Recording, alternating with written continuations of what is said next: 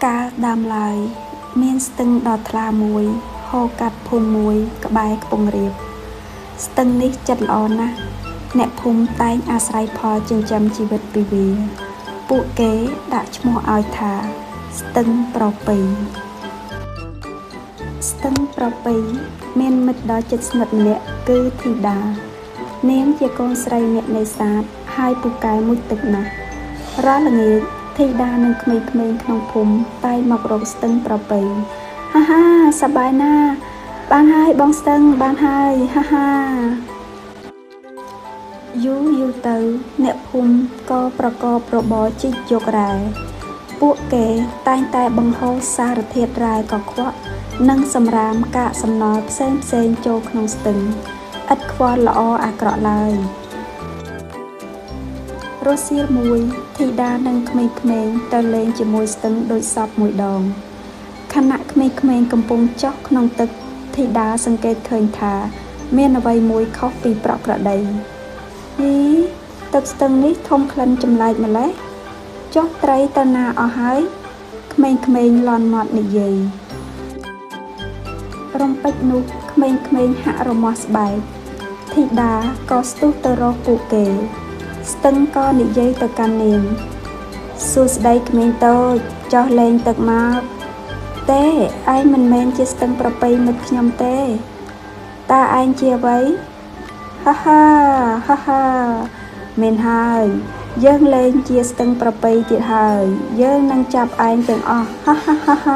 ហាថារួចស្ទឹងក៏ប្រែពណ៌ទៅជាកកក្រហមល្អវាបោកបាចបំរុងចាប់ធីតានិងក្មេងៗសំណាងល្អពួកគេកិច្ចឡើងលើជ្រៀងតាន់ពេលអ្នកភូមិផ្អើលឈូឆររត់មកជួយក្មេងៗពួកគេខឹងណាស់ក៏យកដុំថ្មនិងវត្ថុផ្សេងគប់សម្ដៅទឹកស្ទឹងកំណាចនោះស្ទឹងតបតដោយកញ្ជ្រោកបោកទឹកទៅលើមាត់ជ្រៀងដោយពំនាំកាកសំណល់សម្រាមនិងសារធាតុកខ្វក់ប្រឡាក់ផ្ទះពួកគេមនុស្សម្នាភ័យរត់គេចប្រសាទ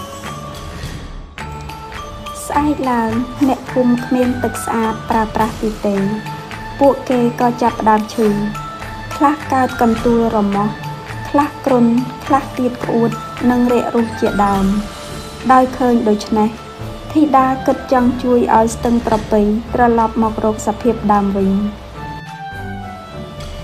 ធីតាចូលទៅជិតស្ទឹងដងយកសម្រាមចេញថ្នមរំពេចនោះស្ទឹងលេចមុខប្រាប់នាងថាតាំងពីខ្លួនខ្ញុំក៏ខ្វក់ពិសេសសារធាតុរាវម្យ៉ាងហូរចូលមកធ្វើឲ្យខ្ញុំពិបាកទ្រាំណាស់ប៉ុន្តែខ្ញុំមិនអាចទប់ស្កាត់វាបានទេថារួចវាក៏ចាប់ប្រែខុសធម្មតាវិញធីតាក៏គេចចេញពីទីនោះនាងត្រឡប់មកអំពាវនាវឲ្យអ្នកភូមិជួយលើកទំនប់ដើម្បីទប់ក្បាលស្ទឹងនាងសម្រេចធ្វើវាតែម្នាក់ឯងព្រោះគ្រប់គ្នាគិតថាគំនិតនេះមិនអាចទៅរួចស្ទឹងកំណាចតាមរំខាននាងក្មេងៗក៏ប្រមូលគ្នាជួយទើបអ្នកភូមិរត់រះមកជួយដែរពួកគេបានកាប់ដើមឫស្សីមកធ្វើជាក្បូនយ៉ាងរឹងមាំទប់កម្លាំងទឹកស្ទឹងមួម៉ៅយ៉ាងខ្លាំងព្រោះមិនអាចធ្វើអ្វីអ្នកភូមិបានទីបំផុតទំនប់ក្បាលស្ទឹងក៏សង់រួចរាល់ដោយជោគជ័យធីតាក្រឡេកឃើញប្រភពបង្ហូរសារធាតុរ៉ែកខ្វក់ចូលក្នុងស្ទឹងកន្លែងនោះហើយយើងត្រូវតែមុជទៅទប់ប្រព័ន្ធបង្ហូរនោះកុំអីវាគ្រោះថ្នាក់ណាស់មិនបង្អង់យូរធីតាក៏មុជទឹកទៅបិទវាតែម្នាក់ឯងប៉ុន្តែកម្លាំងនាងមិនអាចទប់បានយូរទេស្ទឹងក៏ស្ទុះងាកមករំខាននាងធីតាក៏នឹកឃើញវិធីមួយឆាប់បើកទំនប់បង្ហូរទឹកចេញទៅឆាប់ឡើងទេធីតាឯងនឹងមានគ្រោះថ្នាក់ឆាប់ឡើងយើងគ្មានពេលទៀតទេអ្នកភូមិក៏បើកទំនប់ទឹកក៏ហូរយ៉ាងគំហុកគួចនាំទាំងធីតានិងសារធាតុកខ្វក់ទៅមួយរំពេចអ្នកភូមិស្រែកឆោឡោនិងខំរកមធ្យោបាយជួយធីតា ប៉ុន្តែទឹកស្ទឹងក៏បានគូចពន្លិចនាងបាត់ទៅហើយឪពុកម្ដាយនាងនិងគ្រប់គ្នាយំនិងអស់សង្ឃឹមយ៉ាងខ្លាំងមួយសន្ទុះក្រោយមកទឹកស្ទឹងក៏ផុសឡើងស្ទឹងប្រពៃបានត្រកងធីតាមកដាក់លើគោកគ្រប់គ្នាក៏ជួយធ្វើចលនាឲ្យនាងនិយាយខ្សើស្ទឹងប្រពៃឯងដឹងខ្លួនវិញហើយគ្រប់គ្នាត្រេកអរណាស់ហើយស្រែកព្រមគ្នាថាធីតាដឹងខ្លួនវិញហើយជ័យយោ